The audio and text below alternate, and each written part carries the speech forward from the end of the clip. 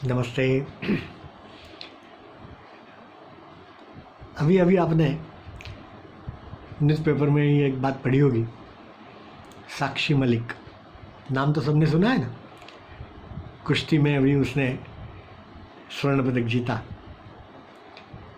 तो जो हुआ वहाँ पे वही मैं आपको कह रहा हूँ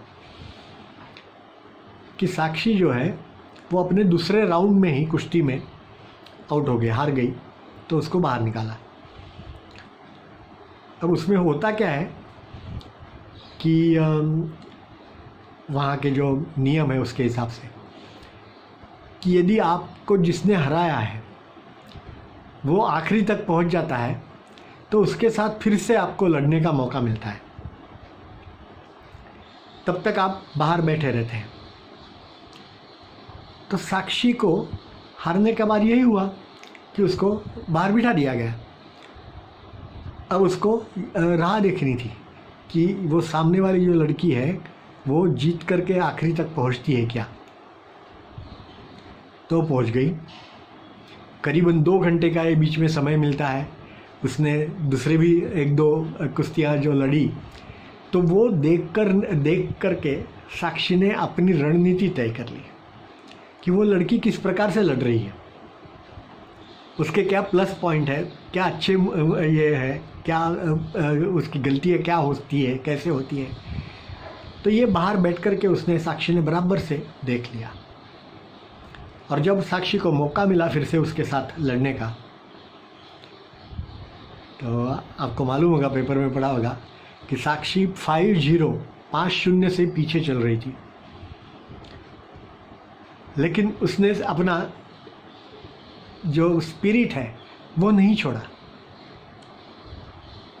आखिरी दम तक मुझे इसके साथ बराबर से लड़ना है, मुकाबला करना है और जीतना है, ये मन में उसने ठान ली थी। धीरे धीरे उसने अपने अंक जो है वो सुधारते चली गई और बढ़त ले ली। मुकाबले का आखिरी समय था, आखिरी 10 सेकंड,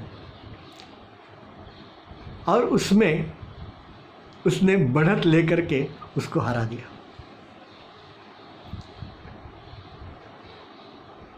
साक्षी से ये सीखना है। एक हार से पूरा हमारा जीवन खत्म नहीं हो जाता। आखिरी सांस तक हम लड़ते रहेंगे, हम हारेंगे नहीं, और कम से कम मन से तो नहीं हारेंगे, क्योंकि आपका मन जो है ना वही पहले हार जाता है, फिर आपका शरीर हारता है।